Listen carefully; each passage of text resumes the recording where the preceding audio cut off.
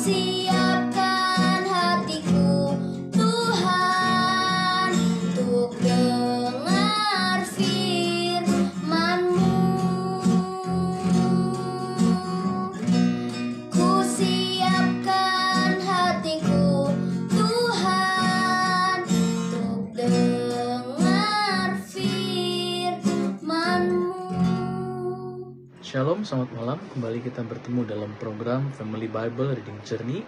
Dan sebelum kita memulai pembacaan malam hari ini, kita akan bersatu dalam doa.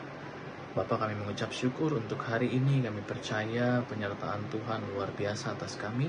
Dan kami akan membaca firman Tuhan, biar hikmat Tuhan yang turun atas setiap kami, sehingga kami mempunyai suatu rema dari pembacaan malam hari ini. Terima kasih Tuhan Yesus. Haleluya. Amin. Pembacaan kita malam hari ini diambil dari kitab Hakim-Hakim pasal 11 ayat 12 sampai 28. Dan judul perikop Yefta dan Bani Amon. Ayat ke-12, kemudian Yefta mengirim utusan kepada Raja Bani Amon dengan pesan, apakah urusanmu dengan aku sehingga engkau mendatangi aku untuk memerangi negeriku? Jawab Raja Bani Amon kepada utusan Yefta, orang Israel ketika berjalan keluar dari Mesir telah merampas tanahku dari sungai Arnon sampai ke sungai Yabok dan sampai ke sungai Yordan. Maka sekarang kembalikanlah semuanya itu dengan jalan damai.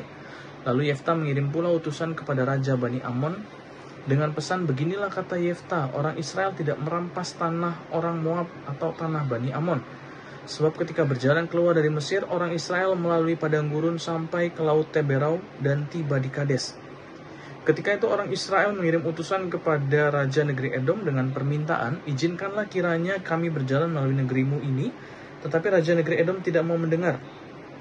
Mereka mengirim juga utusan kepada Raja negeri Moab, tetapi Raja ini menolak, maka orang Israel tinggal di Kades. Kemudian mereka berjalan melalui padang gurun, menempuh jalan keliling tanah Edom dan tanah Moab, lalu sampai ke sebelah timur tanah Moab, maka berkemahlah mereka di seberang sungai Arnon, dengan tidak masuk daerah Moab, sebab sungai Arnon itulah batas daerah Moab. Lalu orang Israel mengirim utusan kepada Sihon, raja orang Amori, raja di Heshbon, dan orang Israel meminta kepadanya, izinkanlah kiranya kami berjalan melalui negerimu ini sampai ke tempat yang kami tuju. Tetapi Sihon tidak percaya kepada orang Israel yang hendak berjalan melalui daerahnya itu, maka dikumpulkannya lah seluruh rakyatnya, ia berkemah di Yahas, lalu berperang melawan orang Israel. Tetapi Tuhan Allah Israel menyerahkan Sihon dengan seluruh rakyatnya ke dalam tangan orang Israel, dan mereka dikalahkan sehingga orang Israel menduduki seluruh negeri kepunyaan orang Amori, penduduk negeri itu. Demikianlah dimiliki orang Israel seluruh daerah orang Amori itu, dari sungai Arnon sampai ke sungai Yabok, dan dari padang gurun sampai ke sungai Yordan. Maka sekarang Tuhan Allah Israel telah merebut milik orang Amori bagi Israel, umatnya. Apakah engkau hendak memiliki pula tanah mereka itu?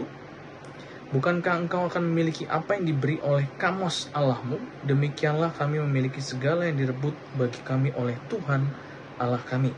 Lagi pula, apakah engkau lebih baik dari Balak bin Zippor Raja Moab?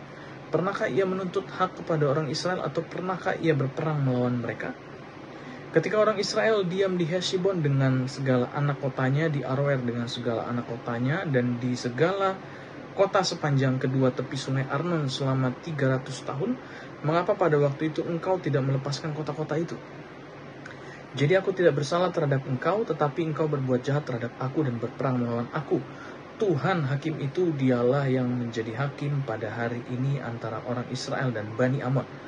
Tetapi Raja Bani Amon tidak mendengarkan perkataan yang disampaikan kepadanya oleh utusan-utusan Yefta. Demikianlah firman Tuhan. Dan apa yang bisa kita ambil rema dari pembacaan hari ini adalah bagaimana Tuhan